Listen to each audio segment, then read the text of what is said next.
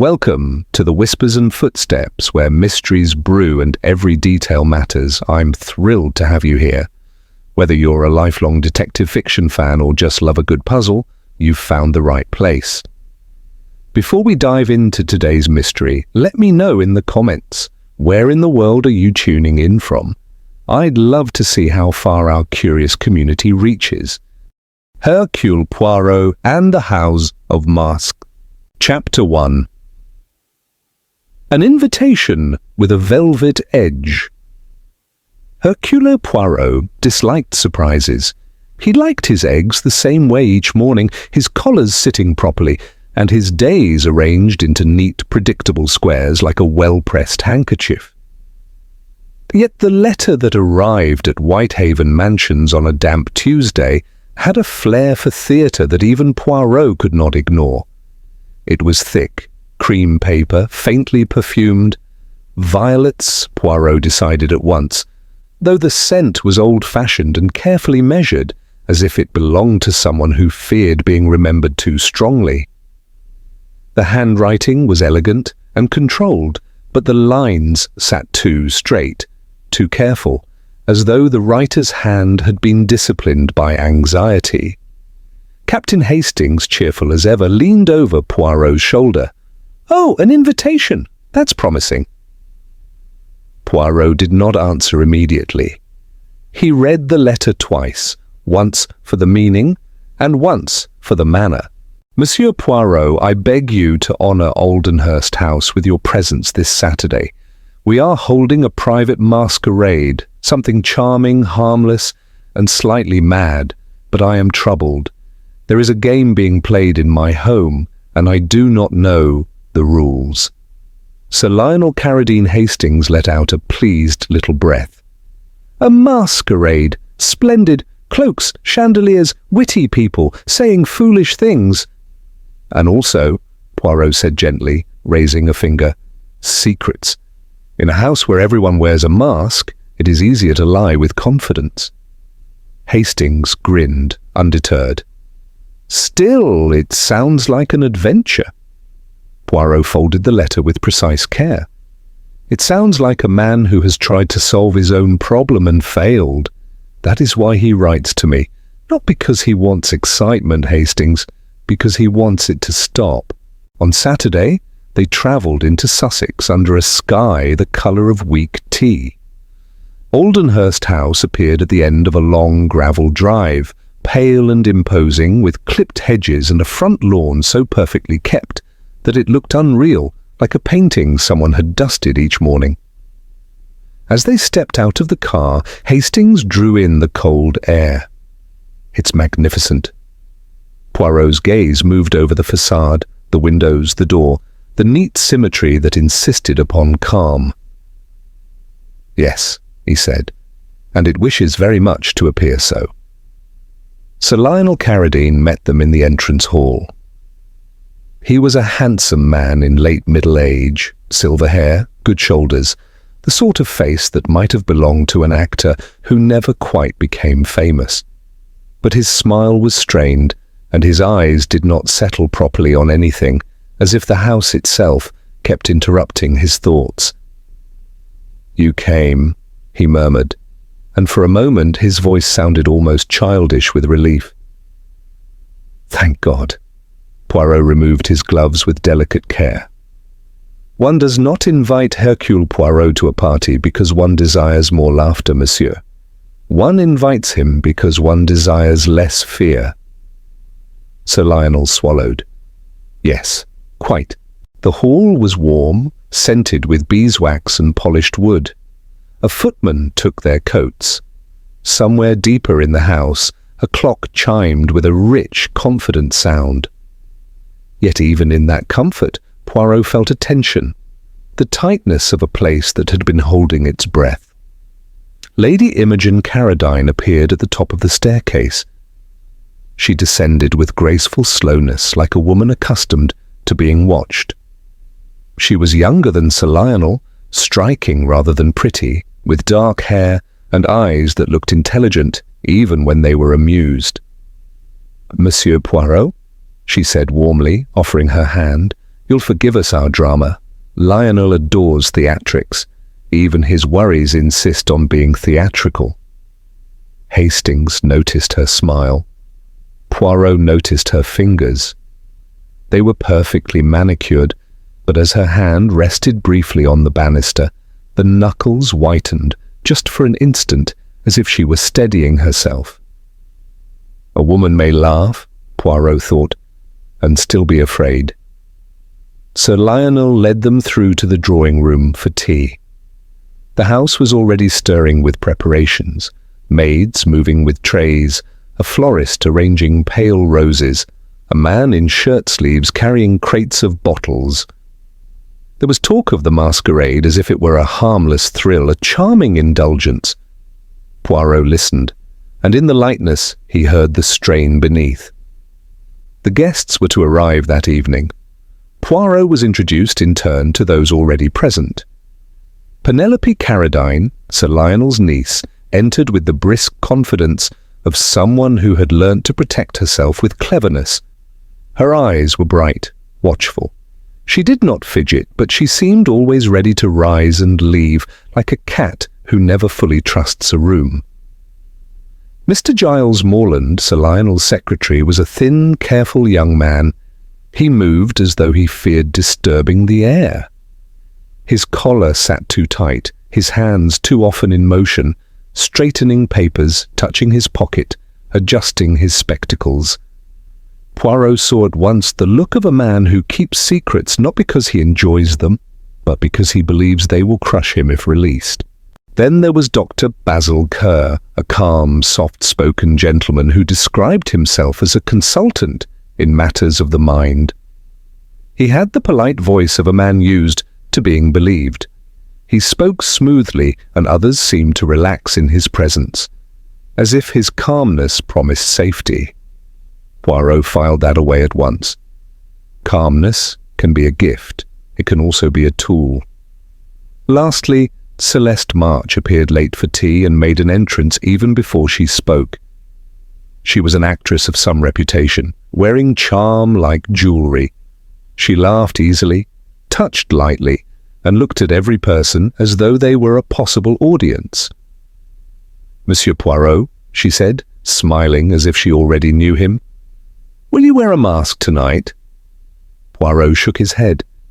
"No, madame. I prefer to see faces. It is my weakness." Celeste laughed, but it came half a second too late, like a line delivered after the cue. After tea, Sir Lionel asked Poirot to walk with him. His request was quiet, almost embarrassed, as though he feared being overheard by his own walls.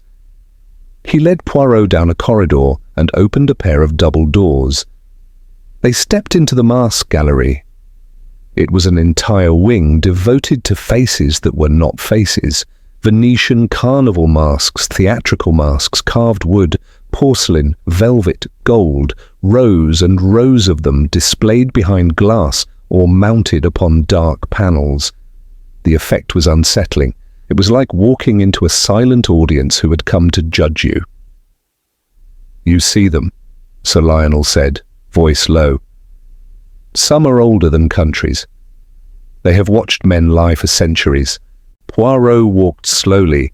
In such a room, he did not look at the masks first. He looked at the spaces between them, at the way the light fell, at the locks on the cases, at the dust or the lack of it. A collector is precise. A thief notices precision. He stopped before a Venetian mask with two faces, one smiling, one weeping. A small label read Janus. Its surface was cracked delicately like fine ice.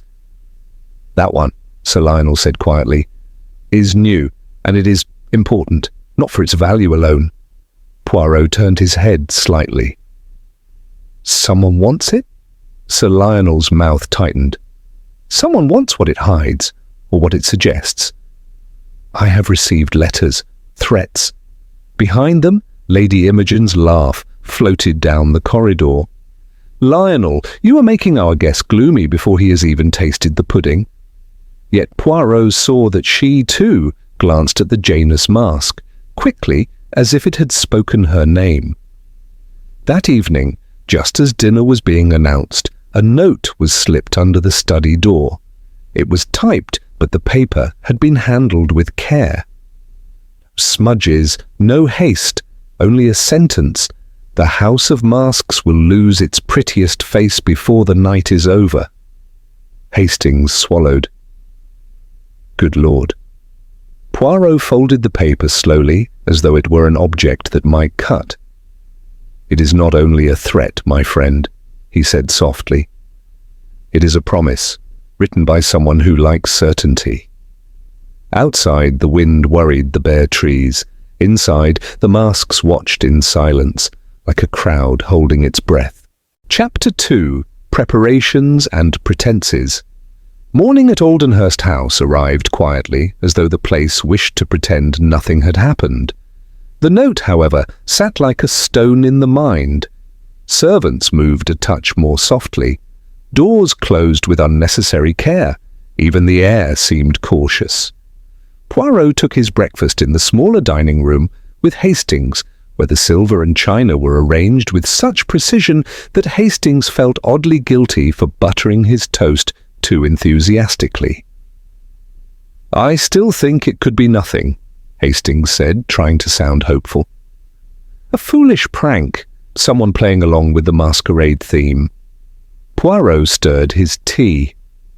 "A prank is usually written for laughter, Hastings. This is written for control. The person who sent it wishes the household to watch itself, like a stage full of actors who fear forgetting their lines." Sir Lionel joined them late. He had slept badly. The line of his mouth was tighter than the day before, and the skin beneath his eyes was bruised with fatigue. He attempted a light tone and failed. "I'm sorry," he said, rubbing his forehead. "It's absurd. A grown man frightened by a piece of paper." Poirot looked at him calmly. "Absurdity is not a protection against danger, monsieur. Often it is the disguise danger chooses." Lady Imogen appeared a moment later, perfectly arranged, her voice bright.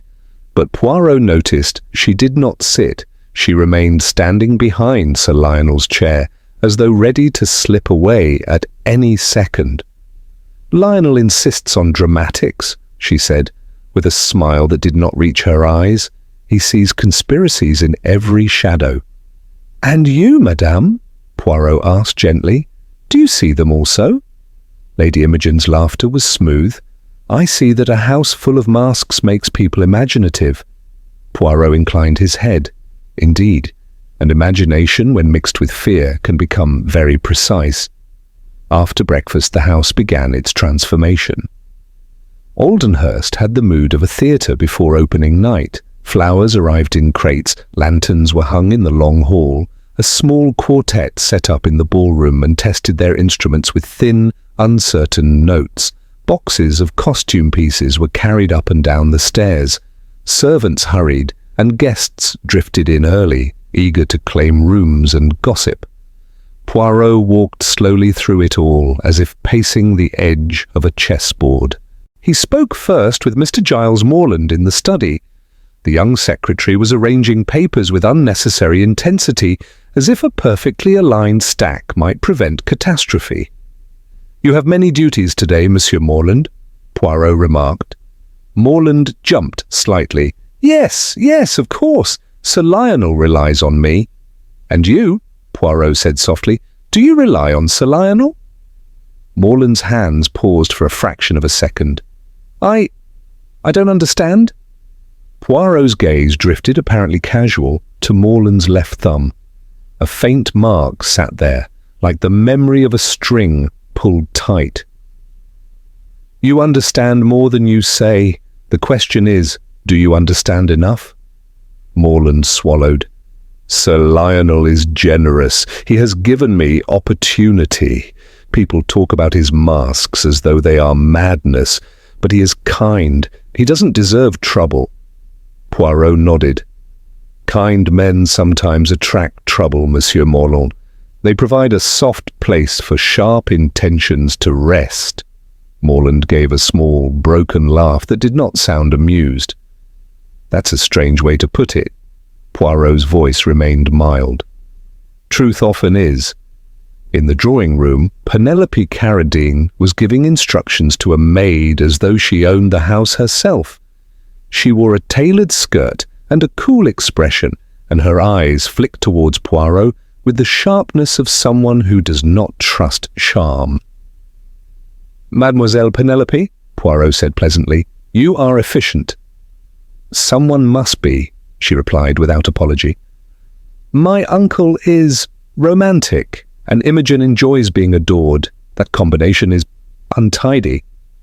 Poirot sat opposite her. "You speak as though you are not fond of Lady Imogen." Penelope poured tea precisely, as if each drop had a duty.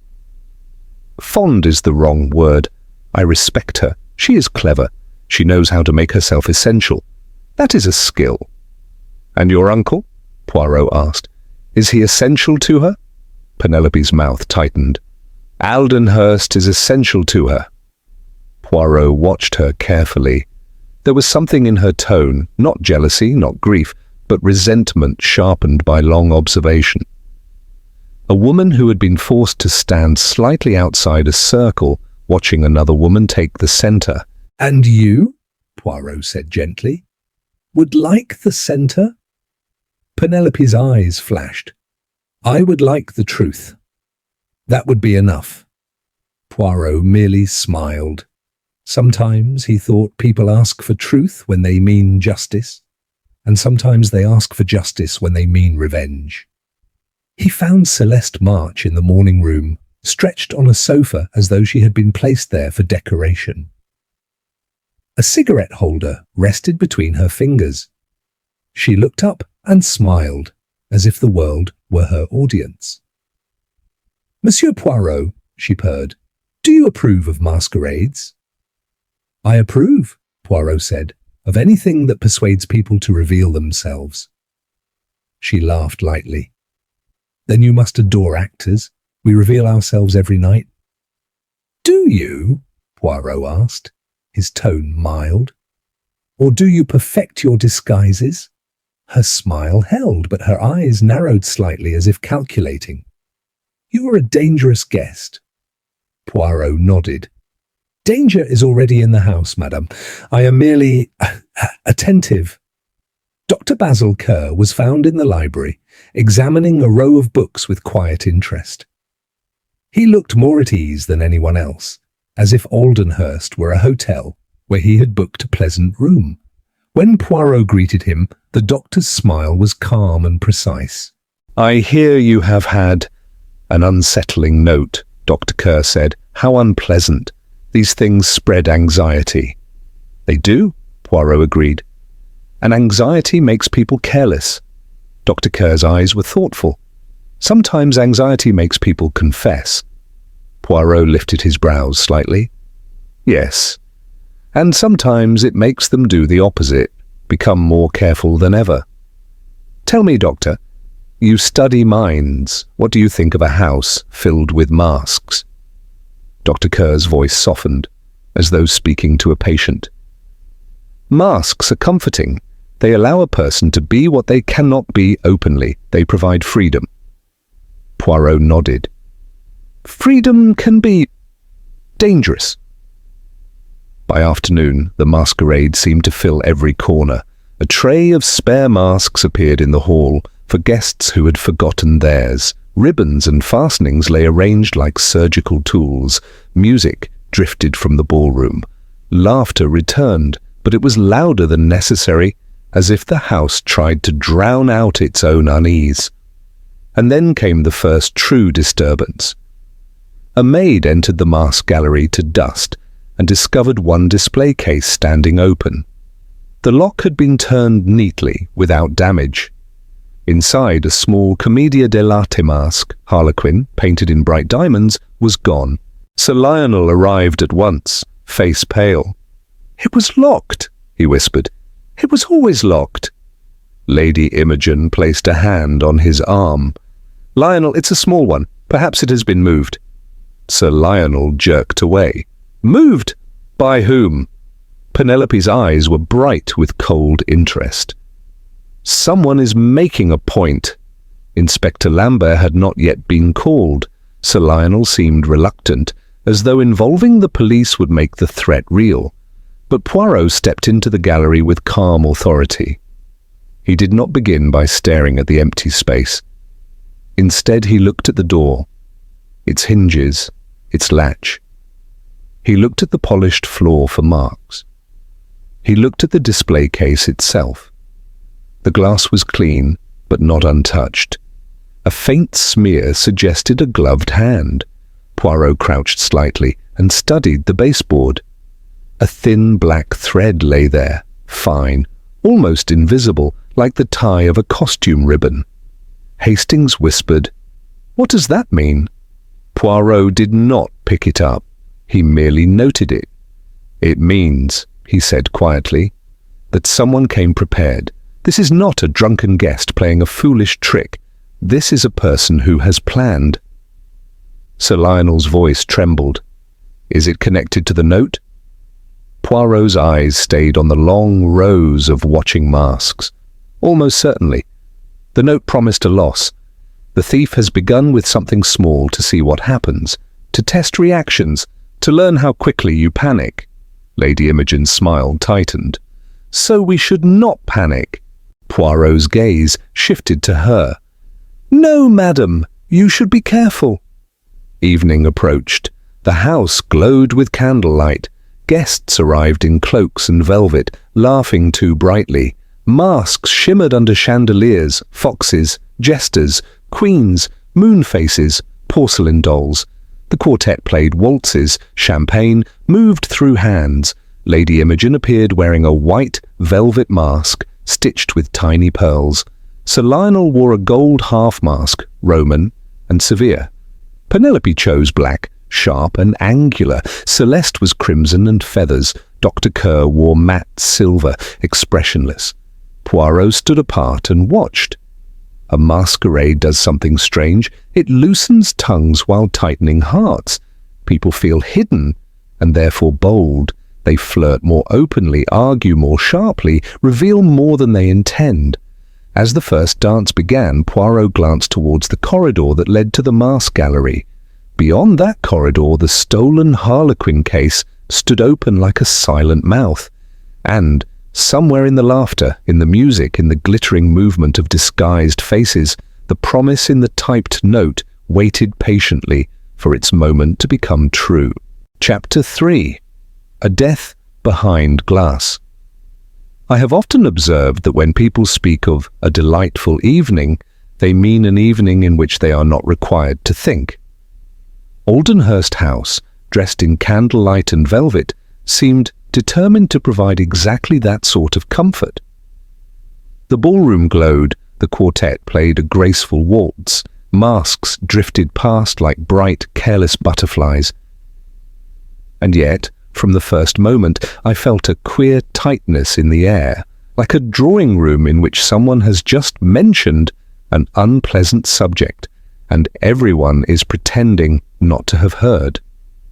Lady Imogen moved through the dancers with an easy elegance, her white velvet mask stitched with pearls. She laughed at the proper moments, accepted compliments as though they were due to her, and made the whole affair look effortless. Sir Lionel, in his gold half-mask, attempted gaiety with the grim determination of a man carrying a weight on his shoulders. Poirot, I must say, stood somewhat apart, observing. It is a curious thing how he can look as though he is merely admiring the decorations, while in truth he is examining the people as though they are specimens under glass. Celeste March swept by in crimson, feathers trembling at her temples, and paused to murmur something bright in Sir Lionel's ear. Penelope Carradine, sharp in black, danced once and then retreated to the edge of the room as though she preferred watching to participating. Dr. Basil Kerr, in his matte silver mask, seemed too calm, almost detached, like a physician at a party of patients. The house itself appeared to enjoy the spectacle.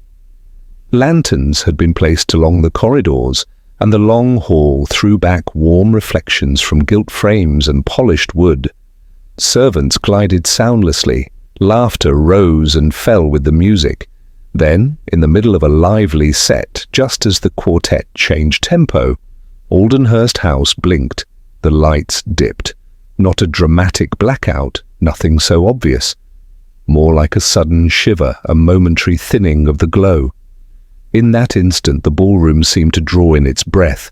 Someone laughed and said, "How perfectly theatrical." Another voice exclaimed, "Oh, it adds atmosphere." And then a scream cut through everything. It came from the direction of the mask gallery. The scream was not like the shriek of a woman startled by a mouse, nor the dramatic cry of an actress on stage. It was short, torn, and unmistakably real, the sound of terror discovering something it cannot accept. The dancers stopped. The quartet faltered into silence.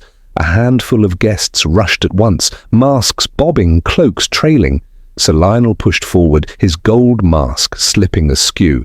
I followed, with Poirot close behind, moving not quickly, but purposefully, exactly as he always does, as though every step has been chosen in advance.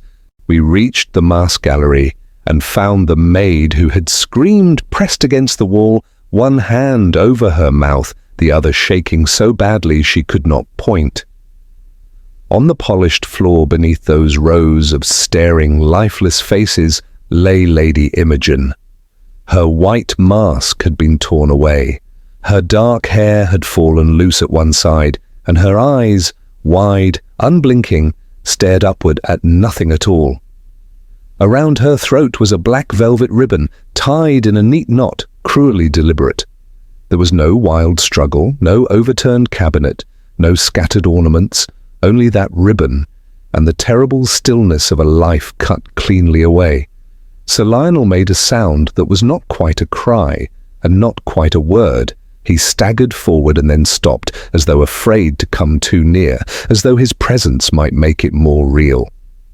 I confess I felt my stomach turn.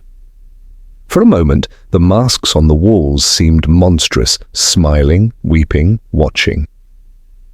It was as though the house had been waiting to show us what lay beneath its splendor. Poirot crouched slightly, not to touch, but to look. His face remained composed, though I saw a tightening around his eyes. "The ribbon," he murmured. "So tidy?" He spoke softly, but the word carried. Several guests shivered. Sir Lionel's voice broke. Who would do such a thing? In my home?" Poirot did not answer him at once. Instead, he let his gaze travel slowly over Lady Imogen's fallen mask with its scattered pearls, over the gleaming floor, over the glass cases. Then he paused. The display case of the Janus mask stood open. I saw Sir Lionel's face go ashen beneath the gold half-mask.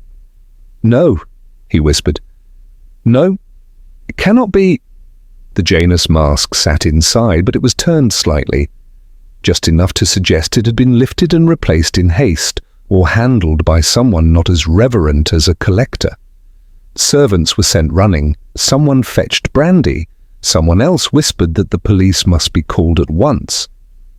In less than an hour, Inspector Lambert arrived from the local station, rain on his coat, suspicion in his eyes, and an immediate irritation at the number of wealthy people standing about in costumes. "So," he said, taking in the velvet masks and the shocked faces, "one of you thought this was amusing?" "It is not amusing," Poirot said mildly. "It is murder." Lambert looked at him sharply. "And you are?" "Hercule Poirot." The inspector's expression altered, only slightly.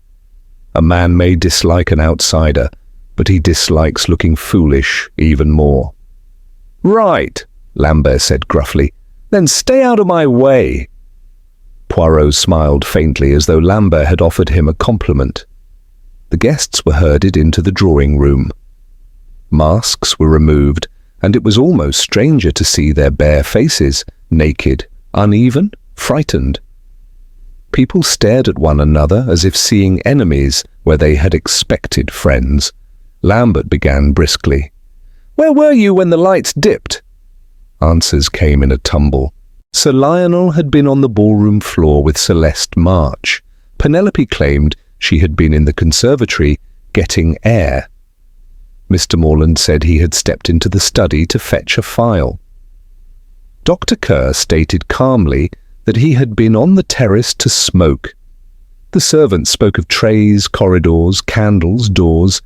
A house in the middle of a party becomes a web of errands, and a murderer loves a web. Poirot listened, head slightly inclined. He did not interrupt much. When he did, it was with a gentle question that seemed harmless, until one noticed how the answer tightened a person's throat. After Lambert dismissed them for the moment, Poirot drew me aside. "Come, Hastings," he said quietly. "We will look again, without the noise." We returned to the mask gallery. It was emptier now, lit harshly by lamps brought in by servants. The beauty had gone. What remained was the cold arrangement of facts. Poirot stood by the open Janus case without touching it. "Someone opened this," he said, "not merely to steal. They wished to check, to verify." "To verify what?" I asked. Poirot's eyes moved to the black velvet ribbon still lying like a line drawn by a cruel hand. "To verify that something, some secret, was safe. Lady Imogen discovered something, Hastings. And she died because she would not keep silent." He turned his head slightly as though listening to a sound the rest of us could not hear. "A masquerade," he murmured, "is a most useful thing. The truth hides behind velvet, and the murderer believes the house itself will protect him." Poirot straightened, immaculate even in grief and disorder. "But the little grey cells," he added softly. "They do not wear masks." Chapter 4. Secrets in the Drawing Room.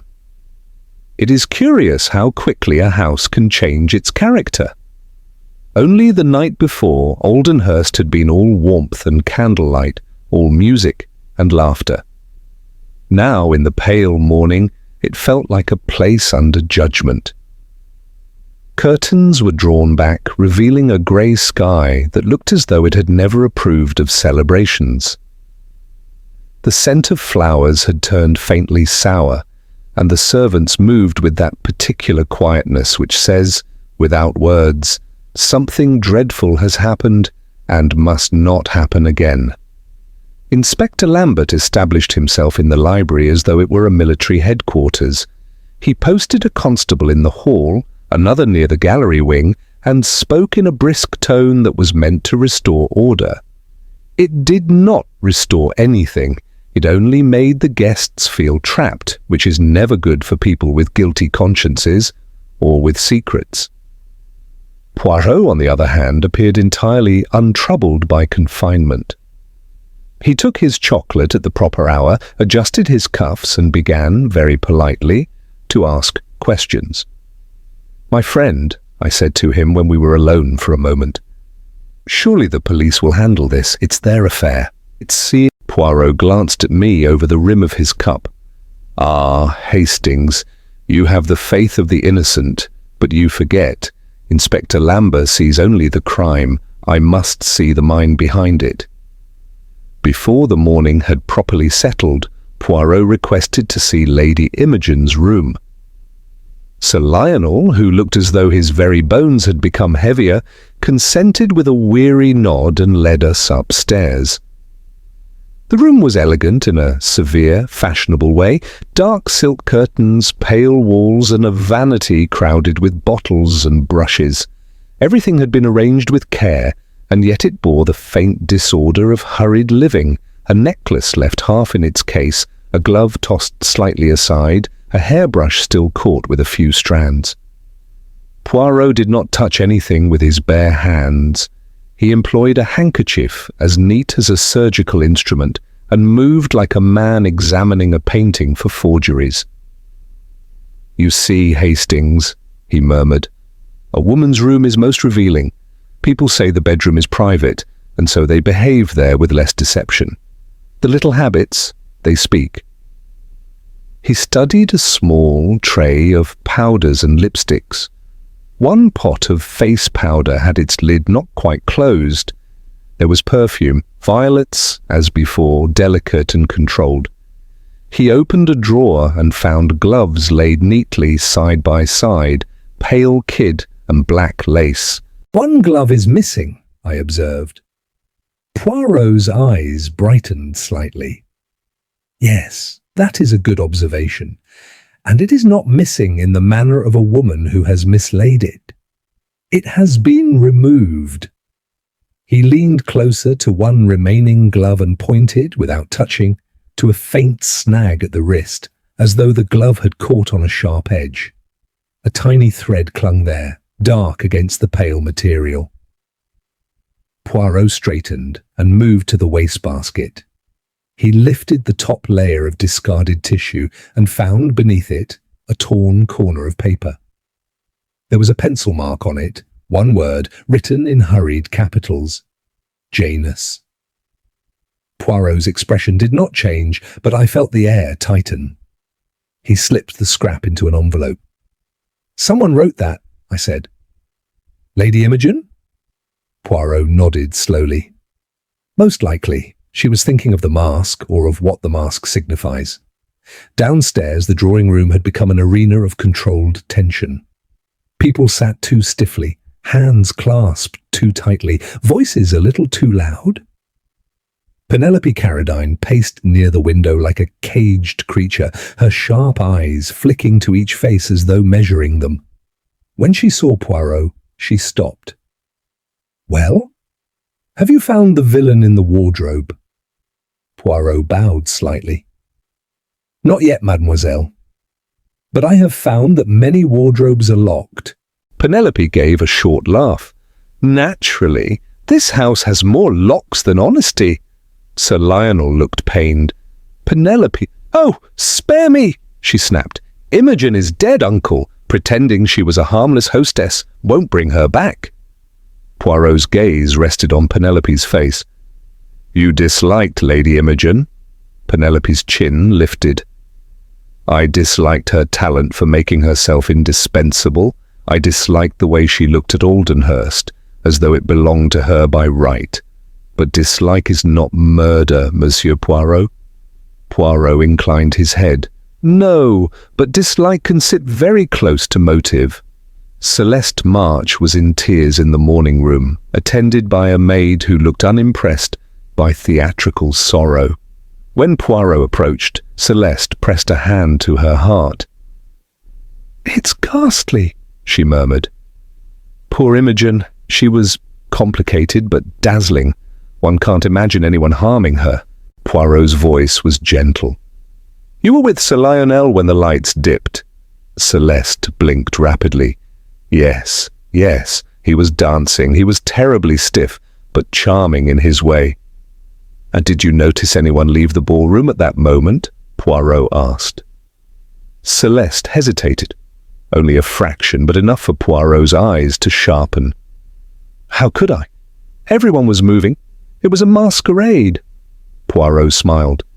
"Exactly, madam. Everyone was moving, and yet some movements are purposeful." Mr. Morland appeared in the doorway of the study like a man summoned to execution.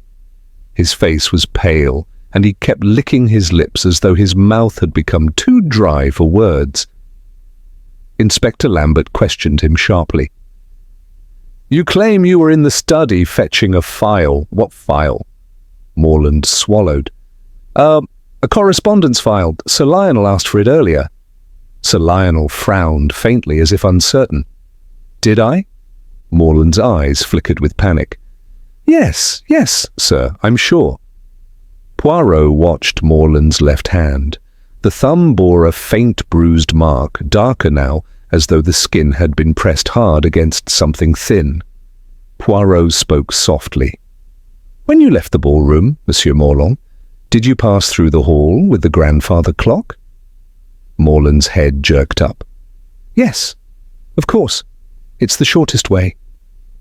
Poirot nodded as though satisfied, though he did not look satisfied at all. Dr. Basil Kerr sat in an armchair near the fire, calm as ever, hands folded neatly in his lap. He looked like a man observing human folly from a safe distance. Poirot approached him. "Doctor, you said last night that masks give people freedom." Dr. Kerr smiled faintly. "They do. A person may behave without consequence." Poirot's eyes were mild. "But consequences do not disappear, Doctor. They wait, like a shadow behind a curtain." Dr. Kerr's gaze did not waver. "You believe the murderer enjoyed the masquerade?" Poirot's smile was small. "I believe the murderer chose it." Inspector Lambert, having decided that swift conclusions were preferable to slow thought, announced his first proud suspicion. "It's the actress," he said loudly. "She's dramatic, she's slippery, and she has no proper alibi beyond being seen in a crowded room." Celeste gave a scream of outrage. Penelope's eyes glittered with amusement. Sir Lionel looked sick. Poirot said nothing. He simply requested to see the mask gallery again. When we entered, the harsh daylight made the masks look less beautiful and more sinister. Their painted smiles seemed mocking. Their hollow eyes seemed to watch. Poirot walked slowly to the spot where the harlequin mask had been stolen. He examined the empty case, then let his gaze travel upward. High on the wall, a moon-faced mask, white, serene, sat slightly crooked, as though it had been disturbed and replaced without proper care. Poirot's eyes softened with quiet satisfaction. "A mask that has been moved," he murmured, "is like a sentence rewritten. Someone has been here after the murder, and they were not thinking of art."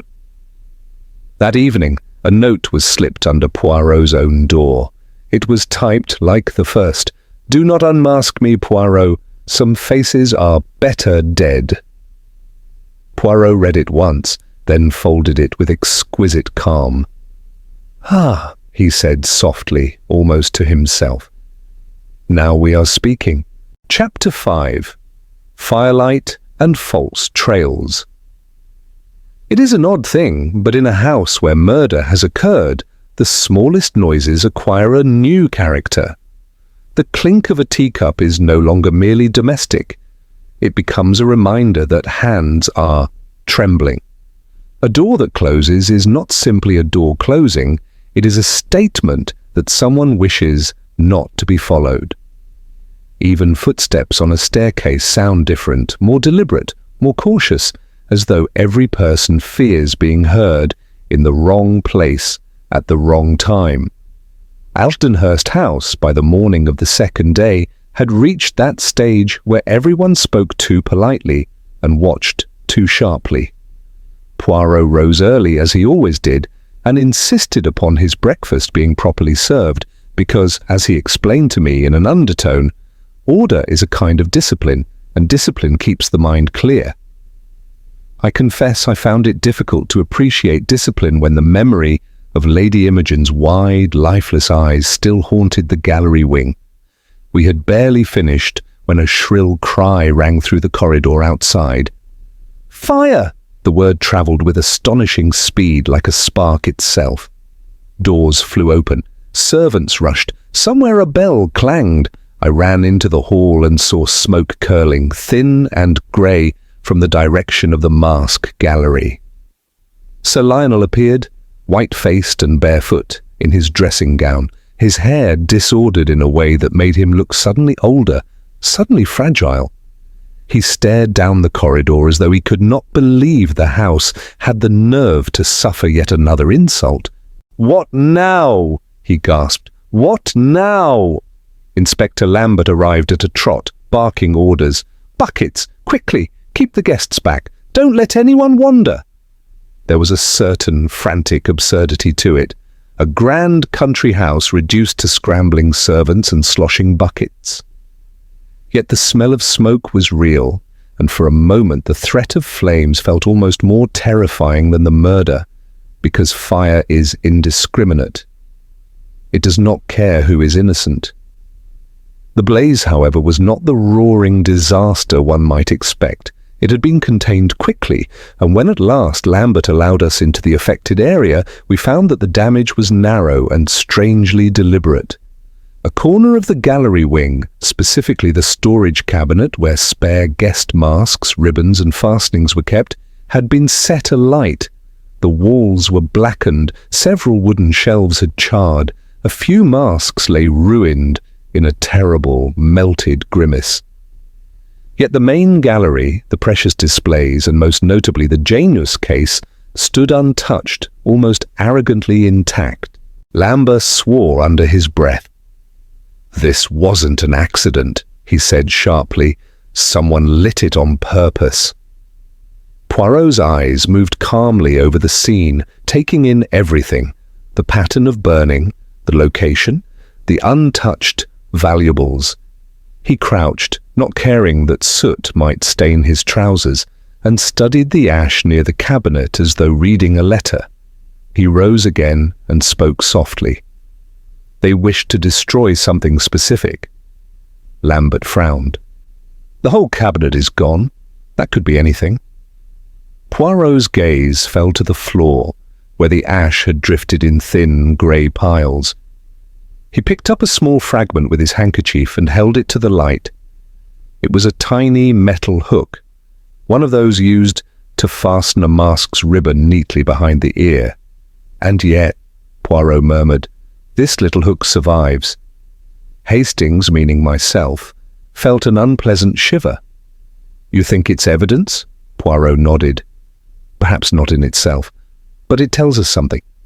The fire was meant to confuse, to hurry, to make people forget the order of events, and above all, to remove any object that might reveal who moved in that cabinet last night." Sir Lionel stared, horrified. "You mean someone took something before burning it?" Poirot's expression was mild. "Possibly.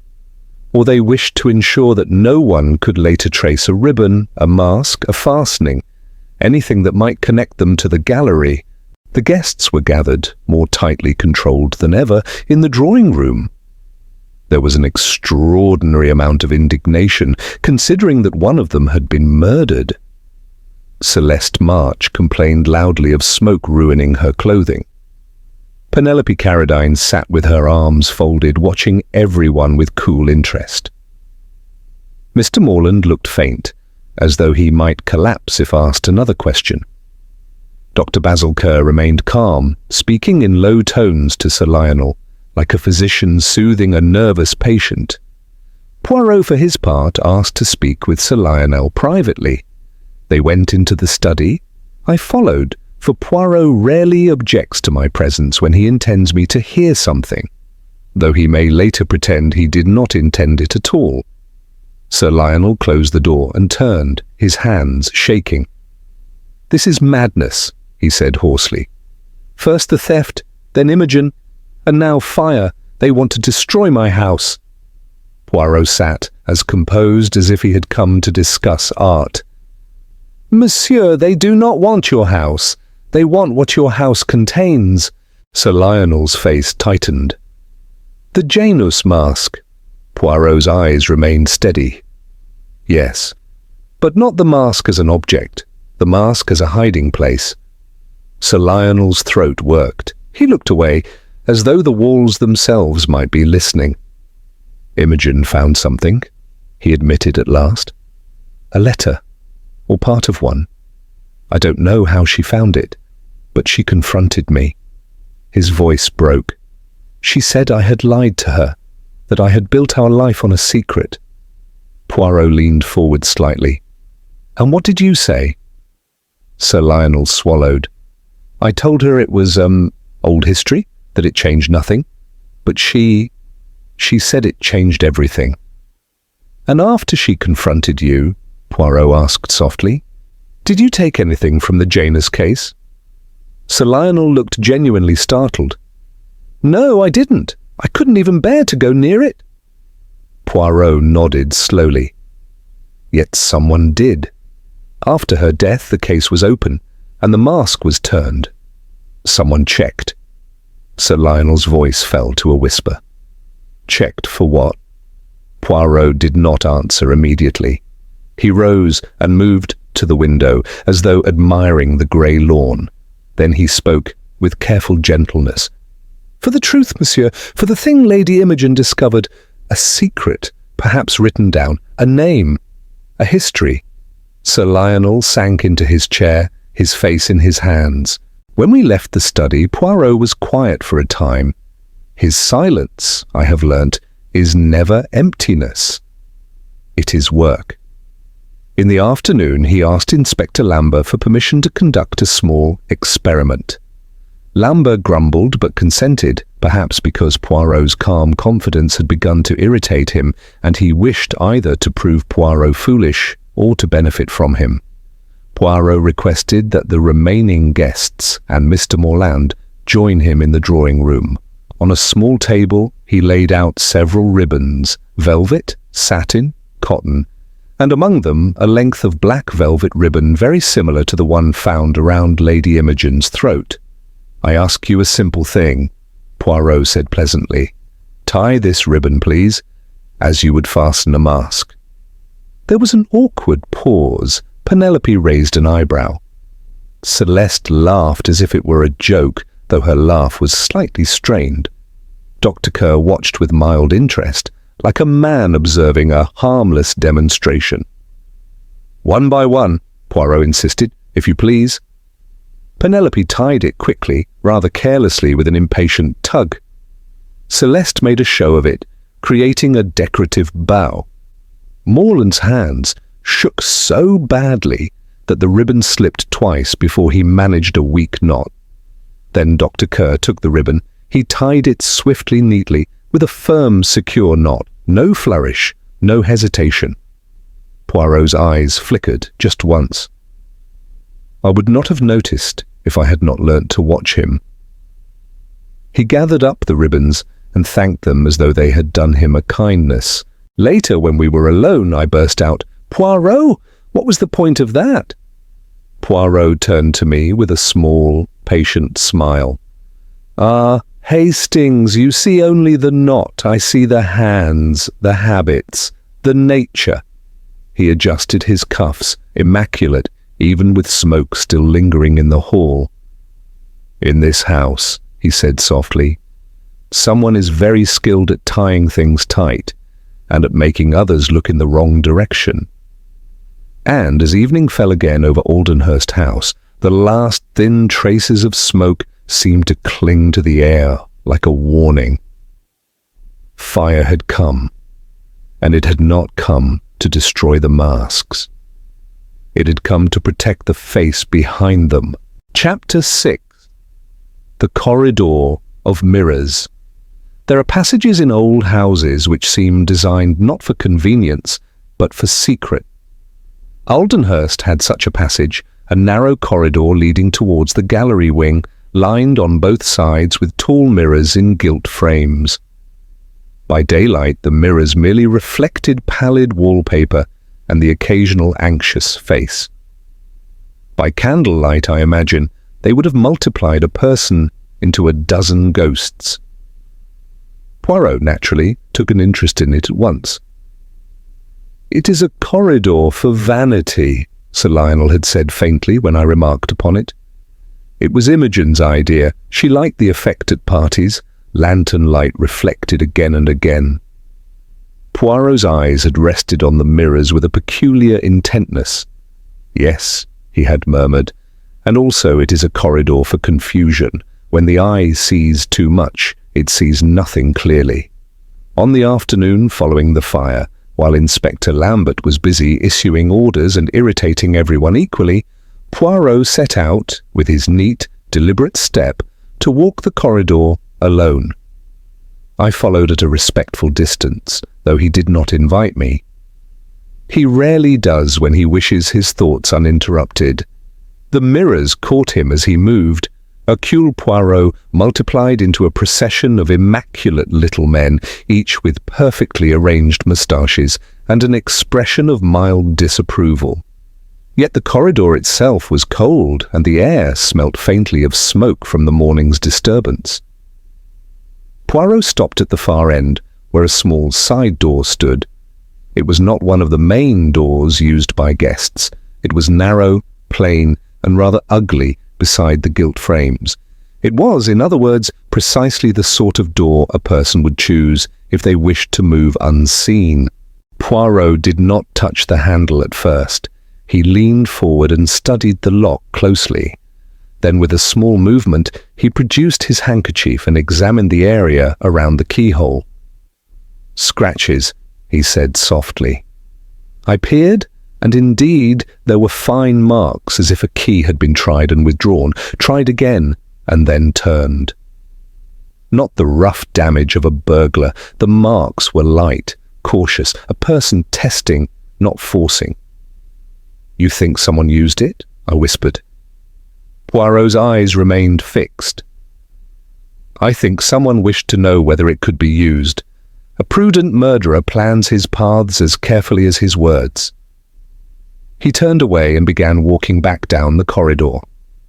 As he moved, the mirrors gave back shifting fragments, my anxious face behind him, his calm face ahead, the corridor stretching endlessly in reflections. It made my head swim slightly. "Do you see Hastings?" Poirot said without looking at me. "In a masquerade, people hide behind masks. In this corridor, they hide behind repetition.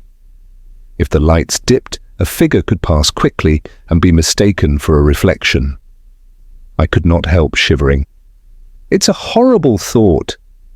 Poirot's voice was mild. "It is a practical thought." When we returned to the library, Poirot sought Penelope Carradine. She sat by the window with a book open on her lap, though I doubted she had turned a page in an hour. She looked up as we approached, her eyes sharp as pins. "Have you found another clue in the dust?" she asked coolly. Poirot bowed. "Perhaps. Tell me, Mademoiselle Penelope, at what time does the grandfather clock in the hall chime?" Penelope blinked. "On the quarter hours." "And last night?" Poirot continued gently. "Did it chime at midnight?" Penelope hesitated. It was the smallest pause, but it existed. I suppose so. Why?" Poirot smiled as if he had asked after the weather. "It is interesting, that is all." Penelope's eyes narrowed. "You think someone tampered with the clock?" Poirot lifted one shoulder. "In this house many things have been tampered with. Locks, cases, people's nerves. Why not time?" Before Penelope could answer, a maid entered with a tray, and Poirot's attention slid away as easily as a curtain being drawn. But I saw that Penelope's fingers tightened on the edge of her book. Later that afternoon, I had the chance to speak with one of the younger maids, a timid girl named Elsie, whose chief talent seemed to be noticing everything while saying as little as possible. "The clock?" she whispered when I asked. "Oh, yes, sir. It was odd yesterday. Mr. Morland was at it earlier. He said it was running fast, and Sir Lionel didn't like it chiming before the proper time. But then at night it chimed late. We laughed a bit, sir. Said even the house was wearing a mask." I reported this to Poirot at once. He listened, his eyes very bright. "A clock that lies," he murmured, "is an excellent accomplice. It makes honest people doubt their own memory." Inspector Lambert, meanwhile, had obtained what he considered a triumphant discovery. He burst into the drawing room with a small vial held aloft as though it were a trophy. "This," he announced, where was found in Lady Imogen's cloak pocket. "Clear liquid. Strong smell. Poison, I'd say." A murmur ran through the guests. Celeste drew back dramatically. Penelope's face sharpened with interest. Sir Lionel looked as if he might be sick. Poirot held out his hand politely. "May I?" Lambert hesitated, then passed it with a grunt. Poirot uncorked it delicately and sniffed, his face as composed as ever. "Aniseed," he said. Lambert scowled. "Poison can smell sweet." Poirot recorked the vial. "Yes, but this is not poison. It is something else, something that irritates the throat, makes the eyes water, makes a person step away from a room. Lambert stared. What are you suggesting? Poirot's gaze slid over the assembled faces. I suggest someone wished you to think of poison. They wished to tell you a story. Lady Imogen had something dangerous. She threatened someone, and so she died. It is a convenient story, but convenience is often the mark of a lie. That evening, as the house settled into uneasy quiet, there came a knock on Poirot's door. I was with him, and I confess my nerves were in a state where every knock sounded like a pistol shot. Poirot opened the door. Mr. Morland stood there, pale and sweating, his collar undone, as if he could no longer bear neatness. His eyes darted behind him into the corridor. Monsieur Poirot, he whispered, I must speak to you, alone, if possible. Poirot's voice was kind. Come in, Monsieur Morland, and close the door. One does not confess well in a draught. Morland entered like a man stepping off a cliff. His hands shook.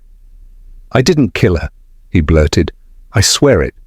But I know why she died. Poirot indicated a chair. Morland sat, then immediately stood again, unable to remain still. The Janus mask, he said hoarsely. There were letters, hidden. Lady Imogen found them. She said someone in this house had no right to the name they use. She said she would tell Sir Lionel everything. Poirot's eyes did not leave his face. And you, Monsieur Morland? Morland swallowed. I tried to stop it. Not her, but the scandal. I thought if I returned the letters to their place, no one would know. No one would be ruined. I went into the gallery wing. And the clock? Poirot asked softly. Morland flinched. Sir Lionel asked me to adjust it earlier. I did. I didn't think... How could I? That anyone would use it. Poirot nodded slowly. But someone did think, Monsieur Morland.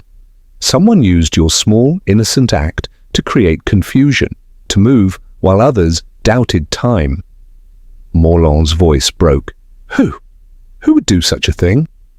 Poirot's gaze drifted past him, as though seeing again that corridor of mirrors and the door with scratched lock. The one, he said very quietly, who is most afraid of being unmasked. Morland stared at him, trembling. In the silence, the house seemed to creak faintly, as if listening. And I realized, with a cold certainty, that the murder at Aldenhurst was not merely a crime of passion, it was a crime of identity. Chapter 7. The Mask Slips.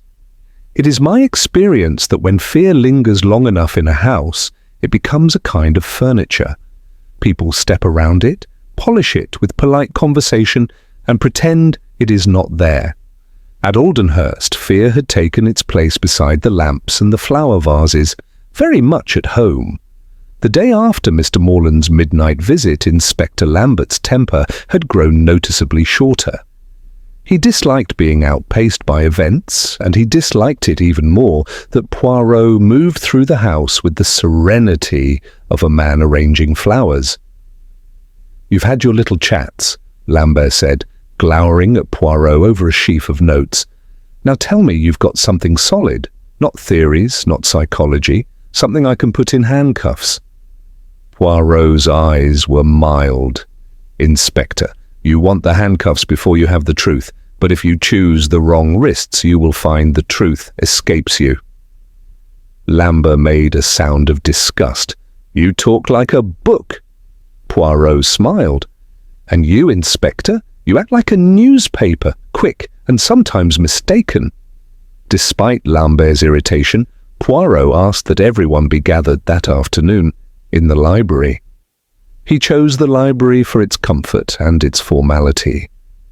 There are rooms in which people feel too exposed to lie well, and rooms in which people lie with ease. The library, with its orderly shelves and quiet dignity, makes people wish to appear reasonable. and those who wish to appear reasonable often betray themselves. Sir Lionel arrived first, drawn and hollow-eyed, as though he had slept in a chair. Penelope came briskly, chin lifted, her sharp gaze already moving from face to face. Celeste March entered as if she were coming on stage, composed now but with a certain glittering resentment at being treated like a suspect. Mr. Morland slipped in last, pale and strained, avoiding everyone's eyes. Dr. Basil Kerr sat near the fire, calm as ever, hands folded, his expression politely attentive. Inspector Lambert took up his position near the door, arms folded, as if guarding the room from nonsense. Poirot stood by the mantelpiece, immaculate, his moustaches as precise as his tone. "Mesdames et messieurs," he began, "we have, as you know, two matters at Aldenhurst. The first is the theft of the Harlequin mask. The second is the murder of Lady Imogen. They appear separate. They are not." Penelope gave a short, dry laugh. "Of course they're not. Nothing in this house is ever simple." Poirot inclined his head. "Precisely, mademoiselle. Simplicity is often an illusion." Lambert interrupted. "Get on with it, Poirot. Who killed her?" Poirot did not answer at once. Instead, he crossed to the small table beside him and lifted an object carefully, using a handkerchief. It was a tiny metal hook, blackened by smoke, a fastening from a masquerade mask. "This," he said, "survived the fire." Lambert snorted. "A hook proves nothing." Poirot's eyes were mild. "Alone, no, but it tells us what the fire was for. Not to destroy the Janus mask, not to harm the main collection. It was set in the cabinet where the guest masks and ribbons were kept." "Why?" "Because something there was dangerous to the murderer." Celeste's voice rose sharply. "Are you suggesting the murderer is one of us? One of your precious guests?" Poirot looked at her calmly. "Madame, the murderer moved with the confidence of someone who belongs here." Mr. Morland's breath caught audibly, as though the air had tightened around him. Poirot continued, gently, almost conversationally. "Lady Imogen discovered something. She wrote the word Janus, we know this. She went to the gallery that night not by accident. She went because she wished to check something." Sir Lionel's hands clenched on the arms of his chair. Poirot raised a hand, polite but firm. "Monsieur, you will not be shamed by the truth. You have already been wounded by secrecy." Penelope's eyes narrowed. What did she discover? Poirot's gaze moved over the faces, as though weighing them. She discovered that the Janus mask was connected to a secret of identity. And she intended to speak, Lambert barked. "And that gave someone motive. Fine, but motive is not murder." Poirot nodded. "Quite right, so let us speak of opportunity." He turned slightly towards Mr. Morland. "Monsieur Morland, you adjusted the hall clock earlier that day at Sir Lionel's request." Morland swallowed. "Yes, it was running fast." Poirot's voice remained gentle. "And yet at midnight the clock chimed late. A maid noticed. She said the house itself wore a mask, a charming phrase, but it is also, how do you say, most revealing." Morland stared at the carpet, his face blotched. "I didn't touch it again." Poirot nodded. "No, you did not, but someone did." Lambert frowned. "Prove it." Poirot's eyes glittered faintly. "Inspector, I do not prove time with fingerprints. I prove it with human nature. A murderer who chooses a masquerade knows he must blur vision, but vision alone is not enough. He must also blur memory. And people remember time by sound, by chimes, by habits. If you make them uncertain of time, you make them uncertain of themselves." There was silence. Even Celeste had stopped shifting in her chair. Poirot turned his gaze to the far side of the room, to Dr. Basil Kerr. "Doctor," he said softly, "you spoke to me of masks giving freedom. You understand psychology. You understand how easily a mind can be led." Dr. Kerr's expression did not change. "I understand many things, Monsieur Poirot." "Yes," Poirot said, "including knots." He crossed to the table and lifted another item, the black velvet ribbon used in Poirot's earlier test, now preserved. He held it up. The knot around Lady Imogen's throat was neat, firm, not the knot of a hysterical person, not the knot of a clumsy thief. It was tied by someone whose hands do not hesitate. Penelope's eyes flashed. "This is absurd. Anyone can tie a knot." Poirot nodded. "But not everyone ties the same knot in the same manner. In my little experiment, most of you tied it as you are, careless, decorative, nervous, impatient. But one person tied it as if it were familiar, secure, efficient, almost professional." Dr. Kerr's eyes sharpened slightly. It was the smallest flicker, but it was there. Poirot's voice remained soft. "Dr. Kerr, you are very calm, too calm. You speak of the mind, yet you do not show the mind's most common reaction to murder, disorder." Lambert stepped forward. "Are you accusing him?" Poirot held up a hand. "Not yet, Inspector. I am only removing a mask." Dr. Kerr rose slowly from his chair. His calmness did not vanish, but something harder appeared beneath it, like metal under velvet. "This is melodrama," he said evenly. "You have no evidence, only suggestions. I will not sit here and be entertained by your cleverness." He moved towards the door, not quickly, not like a man fleeing, but like a man deciding he has had enough. And that, oddly, was what changed everything. For as Dr. Kerr reached the threshold, Poirot said very quietly, "If you leave now, Doctor, you confess more than you intend." Dr. Kerr paused, only for a second, only a breath. But in that pause, the smooth mask of calm slipped, and something like anger, bitter, personal, urgent, showed itself. Inspector Lambert lunged, a chair scraped back. There was a brief scuffle. Surprisingly quick, surprisingly fierce. Dr. Kerr moved with more strength than I should have expected. Lambert's constable grabbed his arm. Dr. Kerr twisted, almost free, then found himself pinned. His eyes flashed, and his voice, when he spoke, was no longer polite. "You have no idea what she threatened," he hissed. "No idea what she was going to do." Poirot's face remained composed, but his eyes were intent. "Ah," he said softly, "so she threatened you." A hush fell. Sir Lionel gave a broken sound. Penelope stared. Celeste's hand flew to her mouth. Mr. Morland looked as though he might faint. Lambert snapped, "That's enough. You're coming with me." Dr. Kerr's gaze locked on Poirot's, full of cold fury. "You think you've won," he said. Poirot's voice was quiet. "No, Doctor. I think we have only begun to understand what game was being played in this house." As Dr. Kerr was taken away under guard, the library seemed to exhale, yet not in relief, but in disbelief. The house still felt full of masks, full of secrets that had not yet spoken. Poirot turned to me, his manner unchanged, as if he had merely corrected a misquoted line. "I have caught," he murmured, "a man who reacted too quickly. But now, Hastings, we must learn why."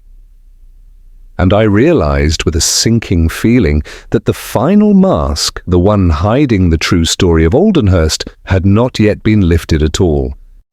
Chapter 8. Two Faces, One Truth. It is one of the little cruelties of life that the sun often shines most brightly on the day a secret is exposed. The morning after Dr. Kerr's arrest broke clear and cold. The lawns of Aldenhurst glittered faintly with frost, as though the house had dressed itself in innocence for the occasion. Inside, however, nothing felt innocent. The rooms were too tidy, the voices too careful. Everyone looked as though they had slept badly, and no one admitted it. Inspector Lambert, grimly satisfied with having a suspect in custody, walked about like a man who believes the story is already finished. Poirot naturally believed the opposite.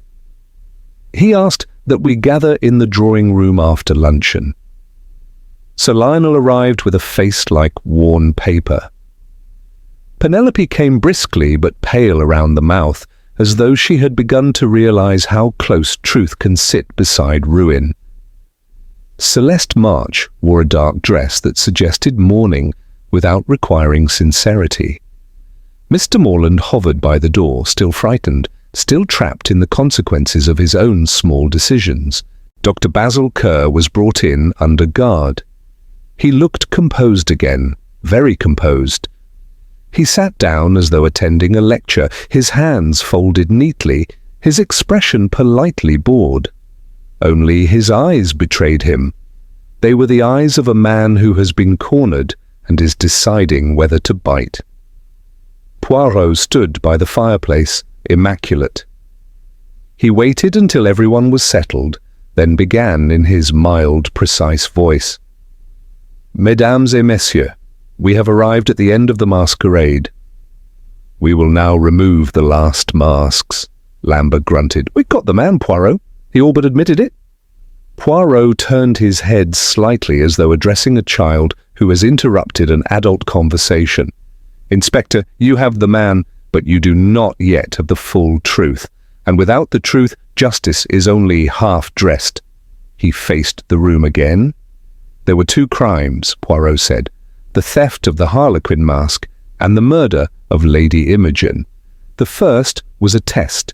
The second was an act of necessity, at least necessity as the murderer saw it.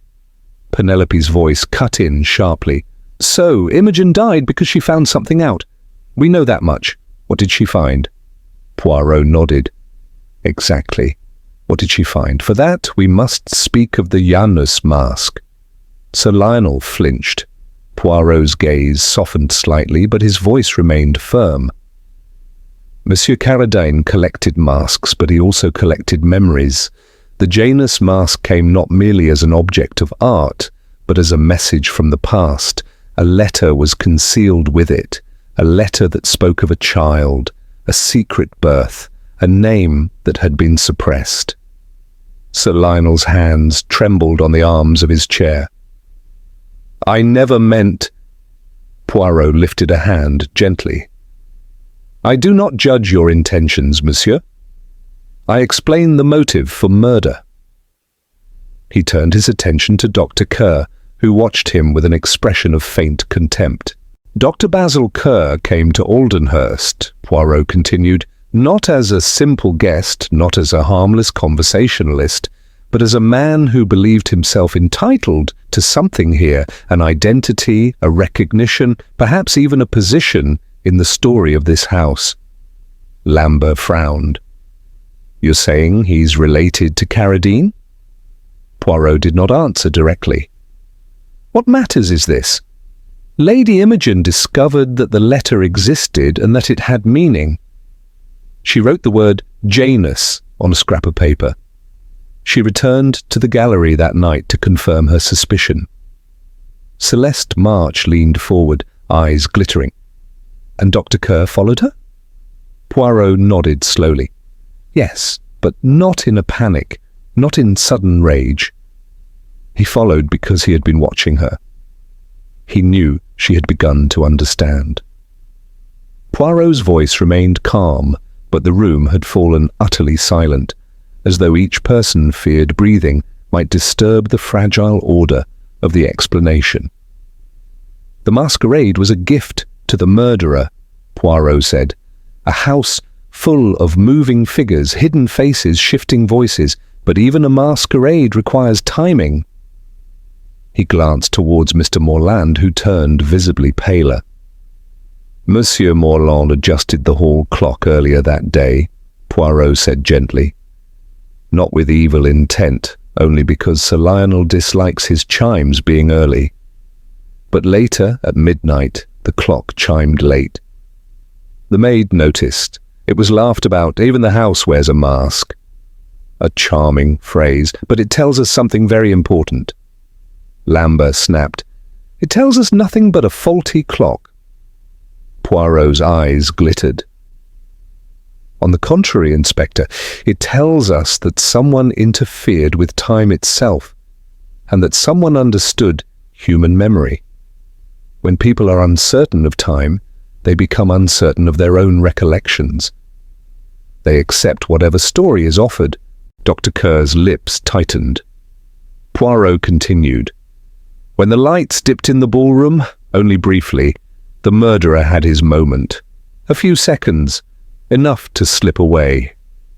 He did not choose the main corridor, where people might brush past him. He used the corridor of mirrors, where movement is doubled and confusion is effortless, and he had tested the side door lock beforehand. The scratches near the keyhole were not made by a burglar. They were made by someone familiar with careful preparation. Penelope whispered, half to herself, "He planned it." Poirot nodded. Yes, he planned his path, his timing, and his escape. He stepped slightly closer to Dr. Kerr. Lady Imogen was not strangled with a clumsy hand. The knot was neat, firm, secure. The knot of someone whose hands do not hesitate. Dr. Kerr spoke at last, his voice controlled. "And your experiment with ribbons, does that amuse you, Monsieur Poirot?" "A parlour trick." Poirot smiled faintly. "Not a trick, Doctor, a mirror. It showed me how each person behaves under a simple request. Mademoiselle Penelope tied it impatiently, Madame March tied it decoratively, Monsieur Morland tied it nervously, but you tied it as if it were natural, efficient, tight, familiar." Dr. Kerr's eyes flashed, but Poirot continued relentlessly, still polite. "After the murder, you returned to the Janus case. You opened it, just enough to check that the letter, the proof, the secret, was not left where the police might find it. And then, the next morning, you set fire to the cabinet of guest masks and ribbons." Lambert snapped. "Why not burn the whole gallery then?" Poirot turned slightly. "Because the gallery was valuable. Burning it would have brought too much attention, too much scrutiny, perhaps even an insurance investigation. But burning the cabinet destroyed one thing very neatly: the possibility that a particular ribbon or fastening could be traced back to its wearer." Celeste breathed, "My God." Poirot's gaze rested on the small metal hook recovered from the ashes. "And yet, you missed a few pieces." He turned fully to Dr. Kerr now. "Doctor," Poirot said softly, "Lady Imogen did not die because she was wicked. She died because she would not be silent. She confronted you, perhaps she threatened to expose the truth to Sir Lionel, perhaps to the police. She believed she was protecting her marriage, her position, her house, but you believed you were protecting your very face, your name." Dr. Kerr's calm finally fractured. His composure slipped, revealing something bitter and wounded. "She looked at me," he said hoarsely, "as if I was nothing, as if I had no right to be here. She would have ruined everything, everything." Poirot's expression did not change, but his voice softened, not with pity, but with a kind of understanding. "And so you killed her," Poirot said quietly, "to ensure that your mask could remain in place." There was a long silence. Sir Lionel stared at the floor as though seeing his entire life there, laid out like a dropped deck of cards. Penelope's face was very still, her cleverness suddenly useless against grief. Mr. Morland shook as if chilled to the bone. Inspector Lambert nodded to the constables. Dr. Kerr was taken away, no longer protesting, his bitterness now the only thing left uncovered. When the door closed, Poirot exhaled softly as though setting down a weight. "It is always," he said to me later when we stood at the front steps, "the same tragedy, Hastings. People believe a secret is only paper, but it is never only paper. It is the way a person sees himself, and when that face is threatened, he will do anything to keep it." The sun shone brightly on the frosted lawn. Birds moved cautiously in the hedges. Aldenhurst House stood as grand as ever, its windows gleaming, its walls silent. But inside, the masquerade was finished, and the House of Masks at last had been forced to show its true face,